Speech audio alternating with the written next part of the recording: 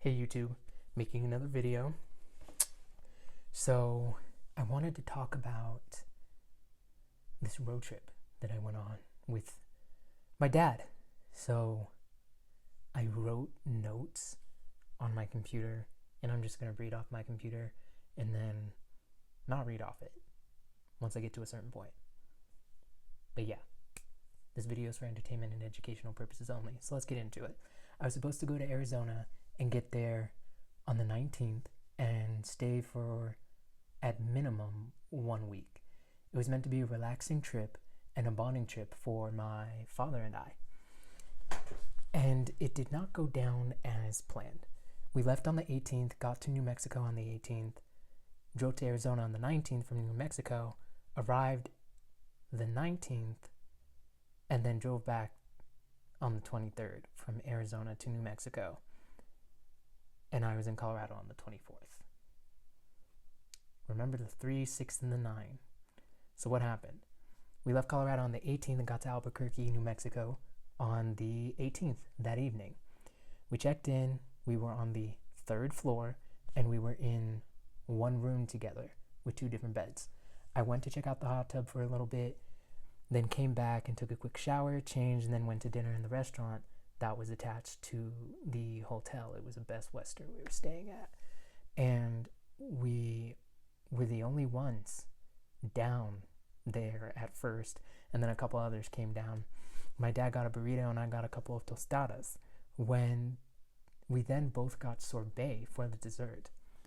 And I went to the bathroom right when they were bringing the sorbet. I felt this signal being sent to the right side of my brain, and then all of a sudden I felt the impulse and the need to use the restroom. It was a pretty convenient moment when that happened, just because when I got up to leave, the waitress and somebody else was bringing out the sorbet. And that'll make sense in 2 seconds. But then I came back from the restroom and my dad was consuming his sorbet. He got mango and I got raspberry. I saw that mine had syrup drizzled on it, and I asked if his did, and he said no. I thought that was odd, but then I decided to eat it. The reason why it stood out to me is because on the menu, it just said that in the description of the sorbets, it just talked about, the flavor and the types that they had, mango, raspberry, and one other. And there was no mention on the menu that there would be any syrup drizzled on it. I've also stayed in this hotel before, and there has not been a previous time that I can think of in my mind when I've gotten the sorbet before. It hasn't been religiously every single time, but when I have gotten it before, there wasn't syrup drizzled on it. And there wasn't syrup drizzled on just one person's. When I got it, my dad got it, my brother got it, my mom got it, and nobody else's. It was a light brown color. So I just thought that was odd. But I decided to eat it. And then we went back to the rooms. We spoke to my mother for a couple minutes. I then went to the hot tub and I was there for less than 4 hours, but over 2. And then I went back to the room and I ended up getting in my PJs, cooled down, took about 400 deep breaths to release all of the things that I was feeling about being on this trip. So at first, I did not want to go. And that's because I prefer going down when it's hot. And my mother was trying to convince me about, how it's the best time of the year to go. And I'm like, that's an opinion. It may be the best time for you, but not for me. I prefer when it's hot. I like the 100-degree weather. That's just me. So I was thinking of going down during the summer.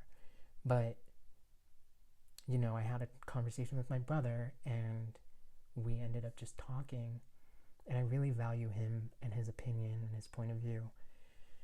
And it just changed some perspectives for me. So that was one reason why I decided to go. And then the second reason why is because I ended up going to visit my family during Christmas. I didn't think I was going to go. I gave in and I went. And I'm grateful that I did in the grand scheme of things, because I had an experience where this small little event, when I was trying to get away and just find some space for me because I felt so overwhelmed that day, a memory from my past when I was in the orphanage began to pull through. It was as if this dam that had been sealed up, finally there was a crack, and this memory, this water, began to come to the conscious part of my brain. And I had never thought about that specific memory before. It deals with the abuse that I endured in the orphanage and in my life prior to being in the hands of the mother and the father that I have and know to this day.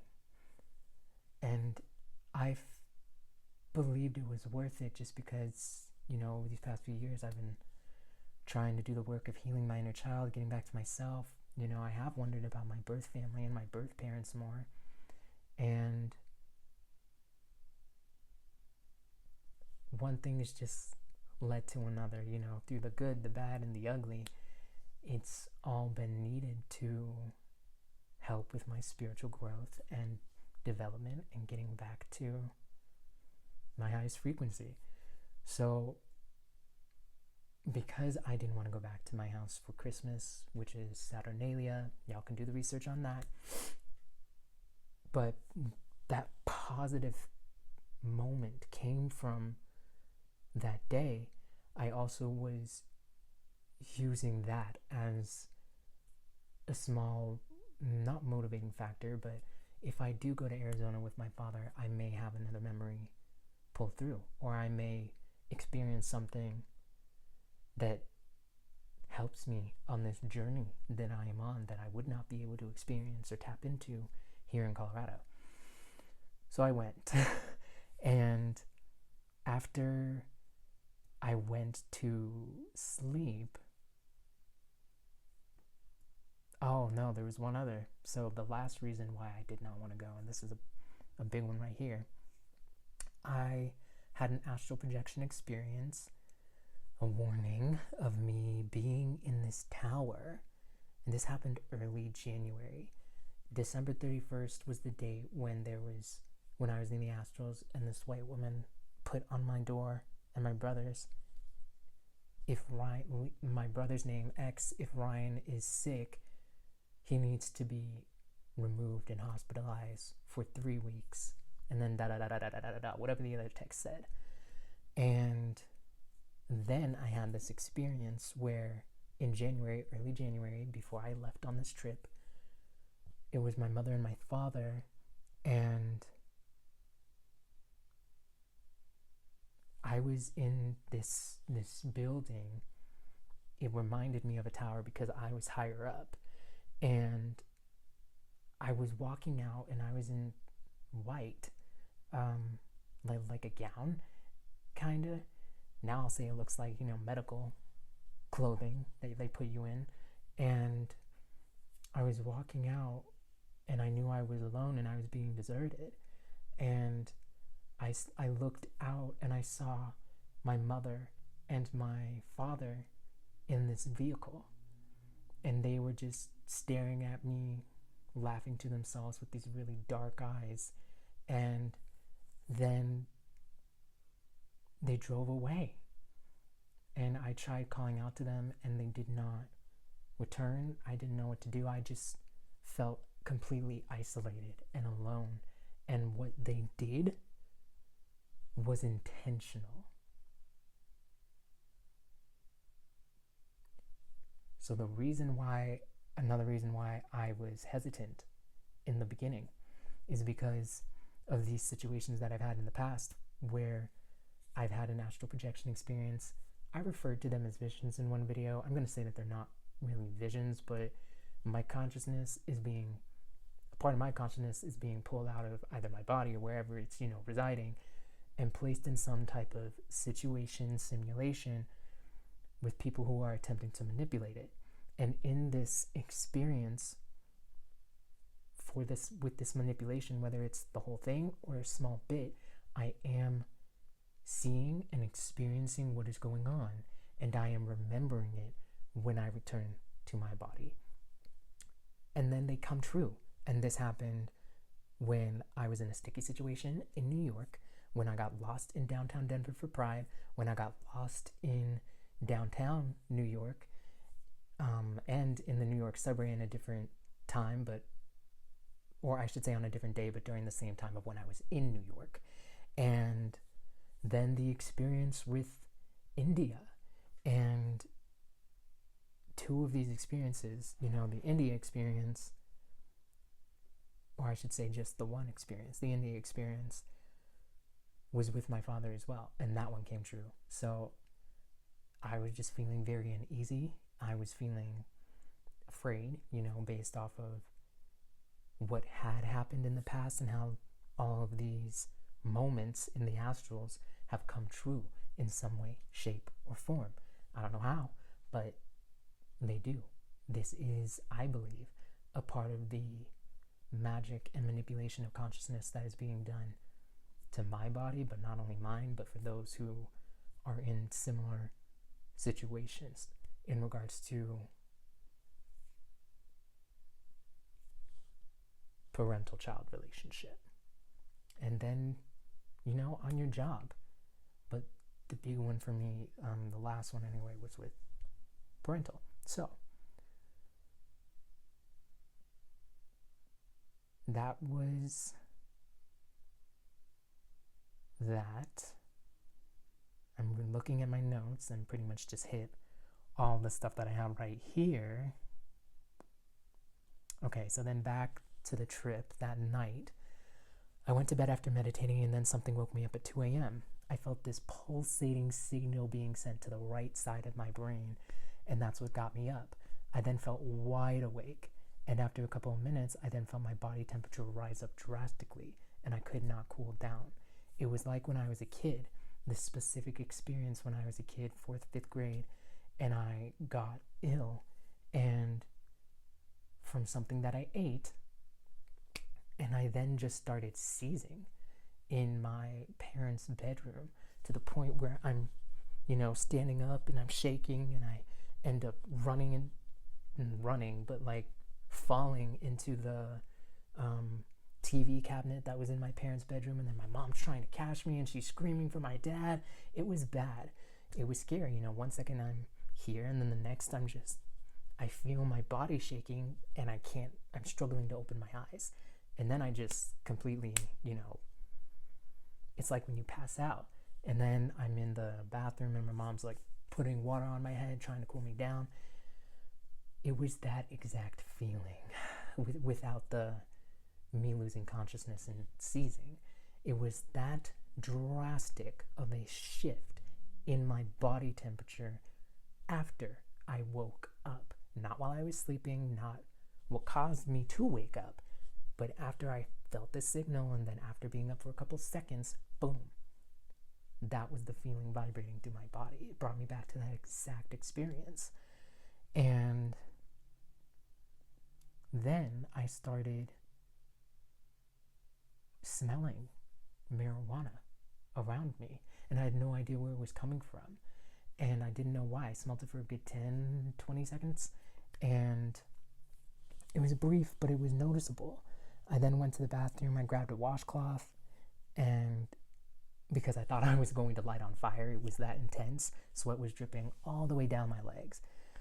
And then my father, I went to the window and I opened it. I tried turning on the AC and it wasn't working right then, conveniently. And my father made the comment about, oh, you can't sleep? I'm sorry, honey. And then proceeded to pass out. So I then spent the night just tossing and turning with my body temperature just going up, going down, going up, staying up. And then for a moment, I fall asleep. And then I wake up and I'm freezing. It was not a fun experience. I didn't want to go on the trip anymore, but I decided I was halfway. And after talking to my brother, I just thought, you know what, go on the trip. So, continue. So I went, and then we end up getting to Arizona. We get there, and the internet doesn't work at first, and I'm freaking out now thinking about that experience, thinking I'm going to be stranded here. Oh my gosh, I don't even have a way to message my brother or call him. And then the Wi-Fi turned on after 2 seconds, but not 2 seconds. It was within the first hour, but it was shut off at first. And then my father and I ended up going to Walmart, but before we could get there, where they live in Tubac, you have to pass Border Patrol in order to go anywhere you want in the city of Tubac. You don't need to pass through Border Patrol to get to their house, but you need to pass through Border Patrol to leave, to go to anywhere, any restaurant, any shopping center, the flea market. And I just thought, that's an interesting choice. Choosing a place where this is the barrier. And again, after that experience, I just thought, you're kidding. And I thought it was odd that my father, at first, did not want me to bring my passport. He didn't think it was necessary. And something inside me, after that experience and everything was like, bring your passport. I'm glad I did. Didn't need it, but after seeing the placement of where they were, I was like, wow. If we would have, gone to a different area, like if we would have gone to Mexico, because I was thinking that was why I brought mine, in case we decided to drive to Mexico, I would have a way to enter and then come back. But yeah, he didn't want me to bring it at first. I mean, he didn't want me to bring it, period. And I fought to bring it. Then he was like, oh yeah, sure, we might do that. So then I just started thinking about it again, and I'm like, what's going on? So I came back. We both came back end of the night. We then, the next day, go to the Desert Museum, and I was planning on bringing a few things and decided to leave my ID and not bring my passport. And he was like, he suggested bringing it, and I was like, oh no, it's fine. So then we went through the Border Patrol, but they stopped us, and they were like, oh, is anyone drinking? Is anyone smoking? You know the deal. And we both weren't doing either of those things. And, they just kept going back and forth, and I just felt fear in my body, because I'm like, what if that smell comes back again? I have no idea where it came from. I'm in a state where it's not legalized. I currently don't have my ID on me. I don't have my passport on me. And, that could just lead to a more sticky situation than me having them on me and that smell coming back. So I was, definitely freaking out a little bit, and I put on lotion, and I brought the lotion in the car. But then after a bit of them just, talking about marijuana and making sure that they know, that I know that they're talking about marijuana for a good minute, they then suggest, oh, well, does anyone have lotion in the car? And then my dad was like, yeah, we got lotion. Never in my life have I ever been stopped in a vehicle, with or without my father, passing through Border Patrol anywhere. I'm talking when I was living in different countries in Africa or here, where I have been stopped, where the whole vehicle has been stopped because somebody has lotion in their car. A regular brand, Vaseline cocoa butter, in their car. Never in my life. So that just rang as odd, given everything that was happening. So we get to the Desert Museum, and I can't get out of my head because of those things that happened. And, there was someone that definitely kept their eyes on us, who had a badge. I don't know if they were working for the police or a different section of the government, but it was clear that they had some type of authority. And so that just made me more uneasy. And it was the fact that my father just kept wanting to keep the focus on the birds, and this bird show that we were going to see, and I just didn't feel safe. That was the first time I truly did not feel safe, given the circumstances, but also with my father. I was like, is he really about to is something really about to go down, and he's really about to be separated from me? And fortunately that didn't happen. We ended up leaving the park, and then we went back to the house, and then we ended up coming back to Colorado. I believe I said it was on the 23rd. Let me see. Yeah, we drove back on the 23rd and got to New Mexico on the 23rd, and then was in Colorado on the 24th. But to sum up the rest of it, the important stuff in regards to the marijuana, on the 23rd, when I got back to the hotel, I smelt it again. And I know it wasn't the food because I ended up having food from across the street from a Starbucks. I know it wasn't because of the hot tub, because I didn't get in the hot tub once that night. And, that smell, that marijuana smell still came back. And my body temperature still fluctuated like when I was a kid, when I was ill and seizing in my parents' bedroom. And then we got back on the 24th and I smelt it again. Same thing with the body temperatures fluctuating like crazy. That was that whole experience. I have never had less fun on a road trip.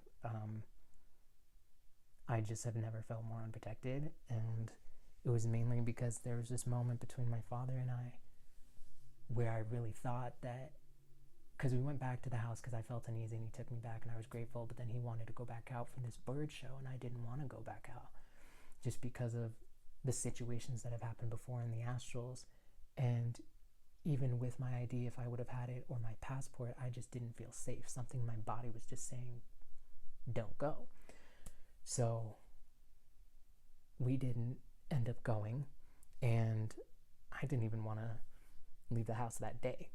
But I ended up breaking down, like crying, and I was like, we kept going back and forth, and I was like, just, when we get to the Border Patrol, if anything happens, I want you to promise me that you'll ask the police officers for their surety bond number, the insurance that they're bonded with, and where you need to go to file this claim for violating my natural rights or your natural rights. And he couldn't do that for me at first. He kept saying, he immediately said, after I first asked him that, he retorted back, I'll ask them for their ID. You're a man that works in the government. You have a surety bond number. You have all this information, so you know when somebody asks for it, how serious it is, and what can be done in order to get justice if something goes south with this information that you can get. So that just really left me feeling uneasy, and why I was afraid something was going to go down, and if it did, he would choose not to protect me in the way that I needed. So that was the main thing. We drove back, and yes, I smelt it before here in Colorado, January, February, not at all in March, and then just recently in April. But I know it's coming from it's like my pineal gland area, and then it affects this area, and it's internal. It's not around me. This video is now at 24 minutes. I'm going to end it here and say I want to send peace, courage, love. Let me do that again. I'm going to end it here and talk maybe about a part 2 in this next video. But I want to send peace, courage, protection, and divine cosmic love to every single 93rd being who's on their journey of remembering their divinity and remembering who they are. Peace.